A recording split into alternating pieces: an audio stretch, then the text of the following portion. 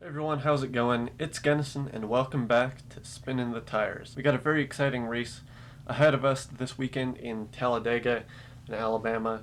Let's get right into what to expect out of this week's race. So this weekend on Sunday is NASCAR's Geico 500, their first race of the year at Talladega Superspeedway in Alabama. Talladega is one of just two superspeedways, which is a 2.5 mile track. The other one is Daytona. And they are the fastest tracks on NASCAR's circuit. And they use a special rules package there which keeps the cars close together. They draft in a large pack for the whole race, just inches apart. Lots of big wrecks, lots of amazing moves. It's overall great racing. It's going to be an exciting week watching them battle it out for the win there. Talladega is a very wide track, a lot of room to make crazy blocks and all that. But yeah, it's going to be incredibly exciting, and I cannot wait for it. Before we race this weekend, though, there are a few interesting storylines to cover. Announced last week, Rick Ware Racing announced that they would have Jennifer Jo Cobb from the NASCAR Truck Series in their number 15 for the Talladega Cup race. That would be her Cup debut. Earlier this week, though, NASCAR put out a statement saying that they rejected the sort of certification for Jennifer to get into the NASCAR Cup Series. Now, I think it was mostly like results based. Her Truck Series and Xfinity Series results haven't been the greatest, generally towards the bottom of the field. But I think NASCAR, and I know I share this opinion with dozens in the NASCAR YouTube community, I think NASCAR needs to be a little more clear on their protocol for their licensing system for the Cup Series, because this came out and everybody was like, okay, sure, but what are the specific reasons that she can't compete? So, just some thoughts on that. J.J. Yaley will be driving that car instead of Jennifer Jo Cobb for that race. Also, Harrison Burton, he was announced last week to make his Cup debut in that 96 car for Gaunt Brothers Racing.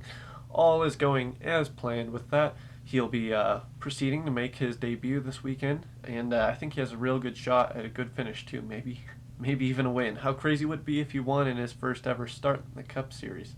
Also going into this week, Denny Hamlin, who narrowly missed out on last week's Richmond win, will have the pole.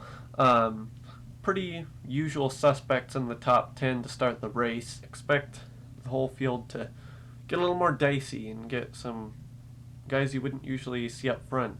Expect to see them up at the front of the pack. So it's going to get mixed up pretty quickly in the race, I suspect. I think we're going to see a ninth different winner this weekend. I don't know who it's going to be. I don't have a prediction just because Talladega is the definition of unpredictable.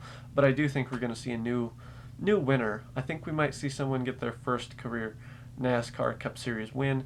Last time we were at a super speedway, Daytona, Michael McDowell got his first Cup Series win.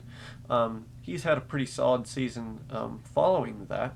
So if someone doesn't make their first win, I think McDowell could possibly come through and win his second, because this is his kind of track. I'd also like to talk about how the Wednesday NASCAR Pro Invitational went. So, of course, the Pro Invitational is NASCAR's iRacing series with the iRacing simulator. And Wednesday's broadcast was, it was interesting. Let's put it this way. There was one main reason I watched at all, and, well, I mean, I always watch those races, but there was one main reason I was watching intently, and that reason was an 8-year-old kid. Let me explain. So, Kelan Harvick is NASCAR's 2014 champion, and his son, Keelan, who's 8 years old, has been trained up by his father to race as well. He's already gotten lots of races in go-karting and so on. From what I understand, he's really good at it, really professional. And a night or two before NASCAR's Pro Invitational, they announced Kelan Harvick, who, again, is only 8 years old, would be competing amongst NASCAR Cup Series winners and champions in the Pro Invitational race. iRacing is a pretty realistic simulation, So it was kind of a good place to see actually how good Keelan is, and if he could actually match up to the heavyweights of NASCAR. See, after the announcement was made, people were saying stuff like, he's an 8-year-old kid, like he can only do so well, right? And if he doesn't do well, it could wind up being a complete embarrassment. But I'm going to be honest with you, I was incredibly impressed by Kelan Harvick the other night. There was a point in he started, I think, he was second to last at the start. He was 39th out of 40 cars on the virtual Talladega. And at one point in the race, he was passing Cup champions and Cup winners, veterans of the sport that are extremely mature. He was passing them and got into the top 15, I think, or maybe up to 16th. But he was running there up in the top half of the field with the leaders.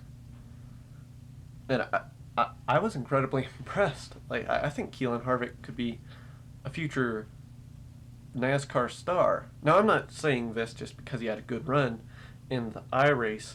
I just think after what I saw out of him the other night, at 8 years old, he has all this discipline as a racer. He knows his way around the ins and outs of the sport.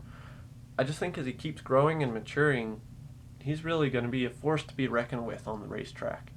And part of that I could see by they had a camera during the broadcast on his simulation rig with the steering wheel and pedals. And it was very realistic. It had a very lifelike racing wheel and controls and pedals. And he was handling it like a champ. Like, unfortunately, at one point in the race, he actually got caught up in another wreck. It wasn't even his fault. It was someone else's wreck. But he got caught up in that, and that eventually relegated him to the back where he finished. But as he tried to get through the wreck, you could see him, correcting the wheel and all the reflexes needed to try to avoid a wreck. He was doing all that like a pro. You could see it on the camera, and it was pretty incredible. It was pretty incredible to see an 8-year-old compete so well against champions. It was incredible. For a while, he was beating his dad by about 10 to 20 spots. So I was very impressed. That was a lot of fun. He was kind of the main reason I was paying attention to that broadcast. And as for the rest of the broadcast, it wasn't that fun, to be honest. The Talladega iRace kind of turned out to be a single file freight train race for some of the duration, and then the camera work was spotty. They couldn't get a camera on the virtual wrecks fast enough. They keep kind of regurgitating old jokes from a year ago when this started. I still enjoy it. I'm still gonna watch it each week that it's on. It's a lot of fun. I just wish there's a little change of scenery. Feels like the same thing each week that we do it. I just like something a little different. I think there are some races that'll be broadcast on NBC later this year. I'm looking forward to that. That'll be a little bit different. Interested to see what they do with that. The two races I'm looking forward to most are the Chicago Street Course iRace, which is kind of experimental, and then the Circuit of the Americas race, which is going to be just a few days before the actual Circuit of the Americas race down in Texas. So, yeah, but overall, the other night, it was an okay race. Brad Keselowski got the win. Just, to be honest, the whole way through, I wasn't paying much attention to the racing. I was paying attention to where the 8-year-old Kelan Harvick was, because he was really impressing me, and I was rooting for him the whole night long. Before I sign off for today, I have a really cool announcement, though. Earlier this week, I got my tickets and seating to the Circuit of the Americas NASCAR race at Texas. That's 1 month from today on Friday. I'm super excited. It's NASCAR's first race at that course. It's going to be a 3.43 mile, 20-turn road course they're headed to. The track's hosted Formula One races since 2012, and it's proved to be a very exciting track. NASCAR's already gone out and done a little testing on it, and it's bound to be a blast. So I'll be getting some exclusive footage from the track out there. So yeah, really looking forward to that and very excited to announce that. So I will see you all next time on Spinning the Tires. You all have a great weekend, and I will see you on Monday to review the Talladega Geico 500.